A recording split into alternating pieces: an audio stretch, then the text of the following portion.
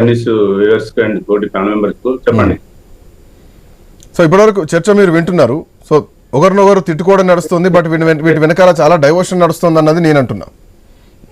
చర్చ ఢిల్లీలో రేవంత్ రెడ్డి గారు పెట్టినటువంటి చిట్ చాట్ మీద పెట్టారు. బనకచెర్ల గురించి మాట్లాడుతున్నారు, తెలంగాణ రాజకీయాల గురించి మాట్లాడుతున్నారు కదా. ఇప్పుడు నేను ఏమంటానంటే పిచ్చోడి చేతిలో రాయి లెక్క రేవంత్ రెడ్డి పరిపాలన ఉన్నది. ఎందుకంటే బనకచెర్లలో 13 అంశాలు మెయిన్ అంశం బనకచెర్ల అని కేంద్ర ప్రభుత్వం పిలిచిన దాంట్లో ఆయన స్టేట్మెంట్ రాంగ్ స్టేట్మెంట్ లో ఉంది. నిన్న ఇవాళ అక్కడ రామానాయుడు గారు ఇచ్చినటువంటి స్టేట్మెంట్, మేము ఆంధ్రప్రదేశ్ లో బనకచెర్ల ప్రాజెక్టు కట్టి తీరుతాము, మాకు కేంద్రం సహాయం చేస్తుంది అని చెప్పారు. కానీ ఇక్కడ రేవంత్ రెడ్డి గారు ఏం చెప్పారంటే అసలు బనకచెర్ల అంశమే లేదని చెప్పారు. కానీ ఉత్తమ కుమార్ రెడ్డి గారు ఏం చెప్తున్నారంటే బనకచెర్ల ఉన్నది, దాని గురించి మాట్లాడినాము, 13 అంశాలు తీసుకొచ్చారు అని వాళ్ళు చెప్తున్నారు.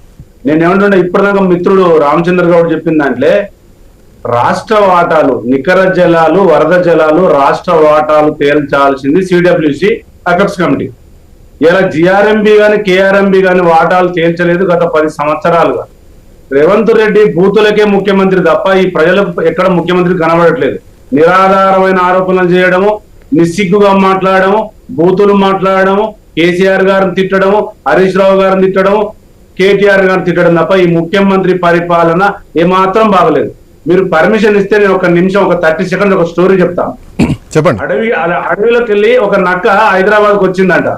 ఆ నక్క రోడ్డు పోతూ ఒక రజకుని చాకలి దోబి ఇస్తీర్ షాప్ దగ్గర ఆగితే అక్కడ ఒక మన నీలి రంగు ఉజ్వలం నీలి డబ్బ పడ్డది. ఆ డబ్బంతా ఆ నక్క మీద పడ్డది.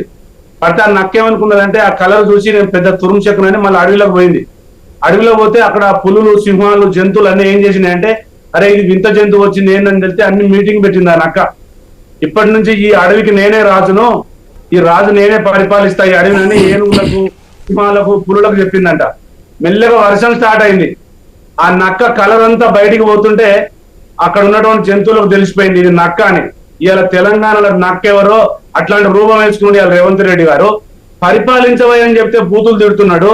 ఎక్కడ అంశాలు 94 లక్షల కుటుంబాలు ఇలా రోడ్డున పడ్డాయి, కరెంటు రావడం లేదు. ఇప్పుడు నేను జనగామలో ఉన్నా, జనగామ వడ్లకొండ షామీర్పేట ఏరియాలో దాదాపుగా యూరియా లేక తెలంగాణకు రావాల్సినటువంటి 5 లక్షల టన్నుల యూరియా లేక 3 లక్షల టన్నుల యూరియా తెచ్చారు. కరెంటు రావడం లేదు, వాటర్ లేదు, అడ్మినిస్ట్రేషన్ అంతా తప్పిదారిపోయింది. ఇలా మీ 12%, 14% కుంభకోణాలు జరుగుతున్నాయి. ఎక్కడ కూడా మీరు ప్రజలకు సౌలభ్యంగా పరిపాలన లేదు. ఇలా మహబూబ్ నగర్ లో మీటింగ్ పెట్టుకొని ఇష్టానుసారంగా అసలు నోటికి అనగాని వీలు లేకుండా రేవంత్ రెడ్డి మాట్లాడుతున్నాడు. అది రేవంత్ రెడ్డి నోరా మోరియా నాకు అర్థం కావట్లేదు. నిన్ను ప్రజలు ఎన్నుకున్నది పరిపాలించమని ఎన్నుకున్నారు, నువ్వు పరిపాలిస్తలేవు. ప్రజా సమస్యలు మొత్తం వదిలేస్తున్నావు గాలికి. ఎక్కడ పోయినాయి మహిళలకు ఇస్తున్న 2,500 స్కీమ్ ఎక్కడ పోయింది? స్కూటీలు ఎక్కడ పోయినాయి? నీ 2 లక్షల ఉద్యోగాలు ఎక్కడ పోయినాయి? నువ్వు ఎలా 60,000 ఉద్యోగాలు చెప్పారు, 55,000 ఉద్యోగాలు నోటిఫికేషన్ ఇచ్చింది గౌరవ కేసీఆర్ గారు గవర్నమెంట్. ఇలా కోర్టులో అడ్డుకొని మీరు ఇస్తున్నారు సర్టిఫికెట్లు. ఒక్కటంగా ఉందా? బస్సు ఒక స్కీమా అండి? బస్సుది అది స్కీమా? బస్సులు ఎవరు ఎక్కుతున్నారు? హైదరాబాద్ లో సాఫ్ట్వేర్ ఉద్యోగులు, మహిళలు, టీచర్లు ఎక్కుతున్నారు. ఎవరైనా గ్రామాలలో ఉన్నటువంటి 2 కోట్ల మహిళలు బస్సులు ఎక్కుతున్నారా అండి? అది కూడా ఒక స్కీమేనా? ఎక్కడ పోయినా మీ స్కీములు? రుణమాఫీ ఎంతమంది చేశారు? 22 లక్షల మందికి 11,000 రుణమాఫీ కావాలి. ఇలా ఎక్కడ తోఫాలు ఎక్కడ? కానీ కాంగ్రెస్ పార్టీ వచ్చిన తర్వాత రేషన్ కార్డులు మీరు అసలు రేషన్ కార్డుల జోలికే పోలేదు. మేము అధికారంలోకి వచ్చిన తర్వాత రేషన్ కార్డులు పంచుతున్నాం. ఇప్పుడు ఆల్మోస్ట్ 1 కోటికి పైగా రేషన్ కార్డులు చేరువలో కాబోతున్నాయి. భవిష్యత్తులో అసలు రేషన్ కార్డు లిమిటే లేకుండా అన్లిమిటెడ్గా ఎప్పుడంటే అప్పుడు అప్లికేషన్ చేసుకున్నటువంటి వెసులుబాటు కల్పిస్తున్నాం. ధరణిలో కూడా చాలా లోటుపాట్లు ఉండేది. సో ఇప్పుడు ఆ వ్యవస్థను తీసేసి భూభారత్ తోటి వాటన్నిటిని కూడా చాలా ఈజీ తరం చేస్తున్నాం అని చెప్పేసి చాలా అంశాలు వాళ్ళు ప్రస్తావిస్తున్నారు. వీటికి తోడుగా ఇంకో 30 ఏళ్ళు ఖచ్చితంగా అధికారంలోనే ఉంటామని చెప్తున్నారు. శ్రీకాంత్ గారు, నేను ఏమంటానంటే ధరణి ప్లేస్ లో భూభారత్ తీసుకొచ్చిండు. 2020 చట్టాన్ని తీసేసి 2024-25 చట్టాన్ని తీసుకొచ్చారు. పొంగులేటి శ్రీనివాసరెడ్డి గారు అసెంబ్లీలో పెట్టిన బిల్లు ఎంత ఎంత ఎంత ఘోరంగా ఉందంటే భూభారత్ చట్టము. ధరణి తీసుకొచ్చినటువంటి నిపుణులు నల్సారి యూనివర్సిటీ నిపుణులే భూభారత్ తీసుకొచ్చారు. మీరు ఏం తీసుకొచ్చిన పేరు ఒకటే మార్చారు తప్ప ఇవాళ మండల ఆఫీసుల కాడ జూన్ 21వ తారీఖు వరకు లాస్ట్ డేట్ పెడితే 8 లక్షల ఒక్కొక్క జిల్లాకి 8 లక్షల అప్లికేషన్లు వచ్చినాయి. అంటే మీ భూభారతి ఏ రకంగా ఉందో చూడండి. ధరణిని తుది మెరుగులు దిద్ది దాన్ని మంచిగా చేస్తే అయిపోయేదానికి మీ ఇష్టానుసారంగా భూభారతులు పెట్టుకున్నారు. ఓకే వదిలేయండి. ఇలా మీరు రేషన్ కార్డులు ఇస్తా అని చెప్పారు. ఇలా గౌరవ కేసీఆర్ గారు 10 సంవత్సరాలలో 12,70,000 మందికి కళ్యాణ లక్ష్మి ఇచ్చాడు. 8 లక్షల మందికి సాధించాడు. మీరు ఎవరికి ఇచ్చారు? మీరు రేషన్ కార్డులు ఎవరికి ఇచ్చారు?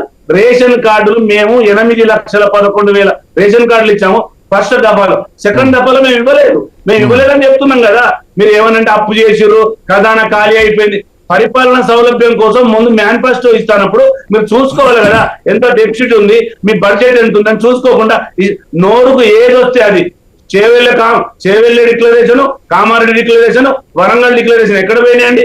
నేను ఏమంటానంటే మీ పరిపాలనలో 94 లక్షల మంది రేషన్ కార్డులు ఉంటే 22 లక్షల మందికి గ్యాస్ ఫ్రీ ఇస్తున్నారు. మిగతా 75 లక్షల మందికి గ్యాస్ ఎప్పుడు ఫ్రీ ఇస్తారు?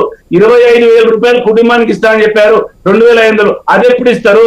కరెంట్ ఇంటికి 94 లక్షల కరెంటు ఉంటే 94 లక్షల కరెంట్ ఉంటే ఏది రేషన్ కార్డులు ఎక్కడ ఇస్తున్నారు? మీరు 25 లక్షల కుటుంబాలకే కరెంట్ ఫ్రీ ఇస్తున్నారు. మిగతా వాళ్ళకి ఎప్పుడు ఇస్తున్నారు?